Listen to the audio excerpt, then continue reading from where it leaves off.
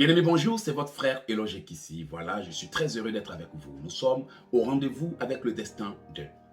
Aujourd'hui, j'aimerais parler de quelque chose de très important qui va vous aider dans les jeûnes. Les erreurs que les gens commettent après les prières. Les erreurs que les gens commettent après les jeûnes. J'ai eu l'habitude de vous raconter l'histoire de deux sœurs qui sont venues à ma conférence en Italie. Ce fut un moment incroyable. Lorsqu'il fallait me rencontrer, elles m'ont même rencontré, chacun est venu à tour de rôle. J'ai prié pour elles et j'avais la conviction que c'était le temps où ces sœurs allaient entrer dans leur grâce. Mais étonnamment, lorsque elles étaient en train d'aller à la maison, le diable déclencha une dispute. Durant les 2 heures ou plus qu'elles ont parcouru en voiture, une conduisait et l'autre était à ses côtés. Les deux se sont disputés jusqu'à arriver à la maison, à telle allure où les deux ne se parlaient plus. Chacune est allée de son côté. L'amitié s'est brisée. Juste après un séminaire de 3 jours de combat spirituel. Eh bien, j'aimerais vous parler des erreurs que les gens commettent après le jeûne. Et des erreurs à ne jamais commettre après le jeûne. Bien aimé, vous voyez, le combat spirituel est quelque chose de très délicat. Mais l'une des choses que les gens ne comprennent pas, ce n'est pas parce que tu es entré dans un combat spirituel que tu gagneras. Et je le dis toujours, ce sont les prédispositions de l'esprit. Mais aussi les conditions dans lesquelles tu vis après avoir prié Dieu. On peut invoquer Dieu pendant des années. On peut l'implorer. On peut prier. On peut faire tout ce qu'on veut. Mais le fait est que si quelques jours, quelques heures, quelques minutes avant que l'ange ne déclenche la bénédiction, tu commets un péché, ce péché pourrait servir à l'ennemi pour contester ta bénédiction. Voici la raison pour laquelle vous allez remarquer que certaines personnes pressentent le bonheur, mais ne le voient pas. Alors aujourd'hui, j'aimerais parler des erreurs à ne pas commettre après les jeûnes. Vous savez, si par exemple vous n'êtes pas légalement marié et que vous décidez d'entrer en jeûne, n'oubliez pas, après le jeûne, il y aura la tentation, il y aura les provocations, il y aura des choses que l'ennemi va créer pour annuler votre jeûne. C'est durant ces moments-là que beaucoup de gens font des erreurs. Certains veulent aller manger encore beaucoup comme il le faut. Certains vont baisser la garde. Certains vont entrer dans les conversations, dans les critiques, dans les histoires. Toutes ces choses annulent le jeûne. J'ai rencontré beaucoup de personnes le long de ma carrière qui disent « Frère Eloge, je prie mais ça n'apporte rien. » Je sais pourquoi ça n'apporte rien. Il ne s'agit pas de prier, mais il faut aussi savoir attendre ce que tu demandes à Dieu. Et durant ce moment, il y aura l'ennemi qui va faire des choses. Qu'est-ce que la Bible nous dit? La Bible ne nous dit pas seulement de prier, la Bible dit veiller et prier. Amen. Veiller et prier en tout temps. Selon Luc 21, 36, il est écrit veiller et prier en tout temps. Ce qui veut dire que tu veilles. Ça ne veut pas dire dormir, rester debout sans dormir pour prier, contrairement à ce que les gens pensent. Mais ça veut dire, pendant que tu es en train de combattre l'ennemi, veille sur tes pas. Ça veut dire que pendant que tu es en train de combattre le diable, fais attention à ta vie. Méfie-toi de ce que tu fais. Fais attention à ce qui vient. Parce que le diable, il est rusé. Donc, veiller, c'est faire attention. Et prier, c'est prier. Alors, c'est là que nous faisons beaucoup d'erreurs. Parce que, après la prière, il y a beaucoup de tentations. Et c'est la raison pour laquelle la Bible dit, veillez et priez en tout temps, afin que vous ayez la force d'échapper à toutes ces choses qui arriveront et de paraître debout devant le Fils de l'homme. Amen. Donc la Bible nous dit que nous devons veiller et prier. Alors, selon Luc 21, 36, nous devons veiller et prier.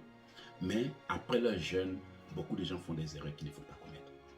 L'une des erreurs que nous commettons, c'est de ne plus trop prier après que nous ayons fini de jeûner.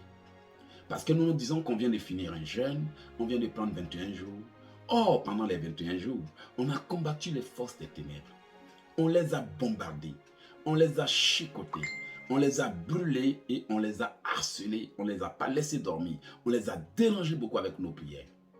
En se disant qu'on sort d'une prière et qu'on n'a pas besoin de trop prier, qu'on peut se permettre de dormir, on laisse la porte ouverte et l'ennemi vient et il attaque et il détruit nos vies. Alors, les gens vont se rendre compte qu'ils prient beaucoup, mais il n'y a pas de réponse. Parce que lorsqu'ils finissent de prier, ils oublient qu'ils viennent de sortir d'une offensive destructive visée à détruire les œuvres de l'ennemi. Alors, l'ennemi, n'étant pas content, reviendra pour attaquer. L'une des choses que j'ai entendues, ce sont des gens qui sont venus me dire que lorsqu'ils étaient en train de prier, l'ennemi a versé l'eau chaude sur eux. Quand ils étaient en train de prier, ils ont été giflés. Au moins 2 personnes m'ont rapporté, j'ai été giflé en rêve. Parce que les prières dérangent.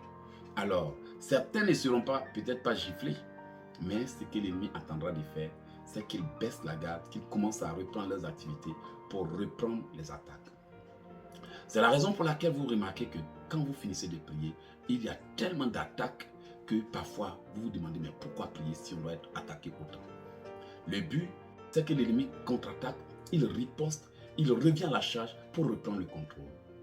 Alors l'une des erreurs que beaucoup de gens commettent, c'est de baisser les mains ou la garde sans fermer les portes, sans prier.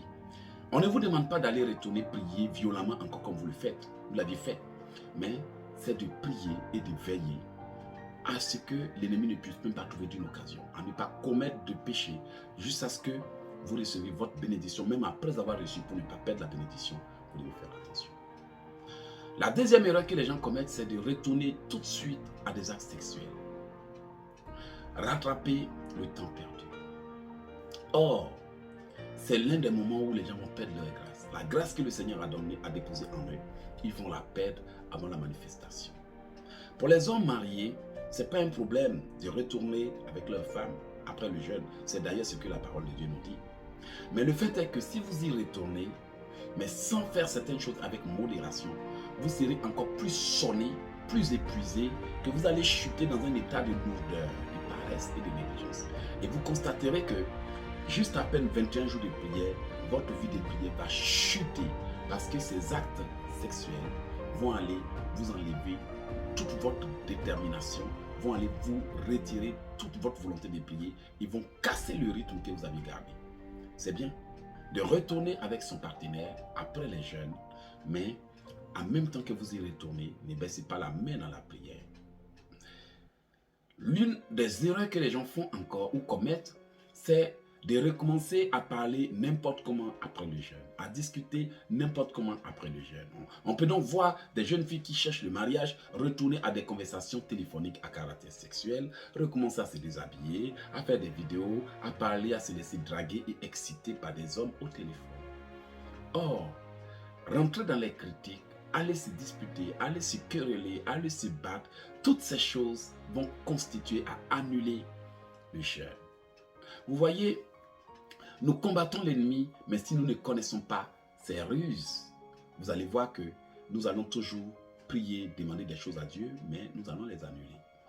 Voici la raison pour laquelle la parole de Dieu dit que « Car il viendra comme un filet sur tous ceux qui habitent sur la face de toute la terre. Veillez donc et priez afin de tenir. » Vous voyez, afin que vous ayez la force d'échapper à toutes ces choses qui arriveront. C'est vrai que le Seigneur viendra sans prévenir, mais nous savons aussi que l'ennemi nous attaque sans prévenir. Par conséquent, lorsque nous finissons de prier, nous devons nous donner un temps d'observation pour attendre la réponse.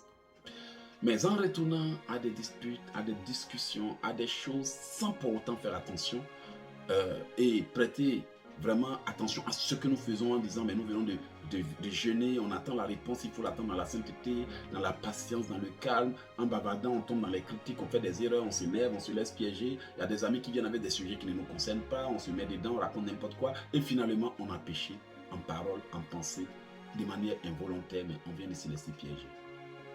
Au sortir de toutes ces choses, on se rend compte qu'on a jeûné, mais notre jeûne n'apportera jamais des résultats. Parce que la Bible déclare que celui qui pêche ne prospère jamais. Et pour confirmer cela, la Bible déclare tous ont péché et sont privés de la gloire de Dieu. Et je peux vous le dire, Romains 3, 23. Et le diable, sachant que beaucoup sont ignorants et se contentent de prier, de bavarder, les a piégés plusieurs fois. Vous remarquerez que les chrétiens qui quittent à l'église, dès qu'ils arrivent à la maison, les disputes semblent les attendre. Les chrétiens qui se battent et autres, la colère semble ne pas les quitter. La distraction, la lourdeur, la paresse et autres. Et beaucoup après la prière vont tout de suite commencer à manger n'importe quoi. Il y a des aliments qui ne sont pas mangeables après le jeûne. Parce que le jeûne va aller nettoyer votre corps et nettoyer votre esprit. Mais certains aliments vont aller encore repolluer votre esprit en instaurant la lourdeur, la paresse et la négligence. Et durant la consommation de ces aliments, vous allez voir que vous allez perdre votre envie de prier. Il y aura la lourdeur. Les aliments comme certaines sauces contenant de l'huile, certaines choses qui donnent la lourdeur, la paresse et la négligence, le sommeil. Ces choses, vous devez en faire attention. Parce que vous venez tout de suite de jeûner. Et certaines personnes terminent leur jeûne avec des eaux gazeuses, avec de la boisson gazeuse. Ce sont des choses très dangereuses. Elles sont très dangereuses. Pourquoi? Parce que vous venez de prier et votre corps n'a pas été en contact avec certaines choses. Et tout de suite introduit du gaz en soi-même, du coca, des boissons fortement gazeuses et autres, alcoolisées. Mais bien aimé, le corps va prendre un coup fatal. Vous voyez? Et aussi, quand vous terminez le jeûne, il faut faire attention. Votre méthode de consommation peut vous envoyer des maux des ventres, des douleurs. Et après avoir jeûné, ce qui devrait être un moment aisé pour vous, un moment d'harmonie, de paix, après avoir terminé un jeûne, vous vous retrouvez dans quoi? À vous tordre parce que tout de suite vous avez pris la nourriture et vous avez bouffé sans réfléchir, sans faire attention. Donc finalement, on finit de couper le jeûne avec du Placalis solide. Pardonnez-moi, et après, on se retrouve à se tordre de douleur parce qu'on n'a pas compris que on vient de soumettre le ventre à une punition pendant des jours sans lui donner de quoi manger, ou bien pendant des heures sans lui donner d'eau, et que les choses solides qu'on prend parfois peuvent donner des douleurs et des maux de ventre. Et parfois, n'oubliez pas que le jeûne se coupe de manière progressive. Que le Seigneur vous bénisse. Soyez les bienvenus à Rendez-vous avec le Destin sur Océan de Grâce TV. C'était un grand plaisir pour moi de vous parler sur les erreurs à ne pas commettre après le jeûne. Faites attention, que le Seigneur vous bénisse et on se dit à bientôt.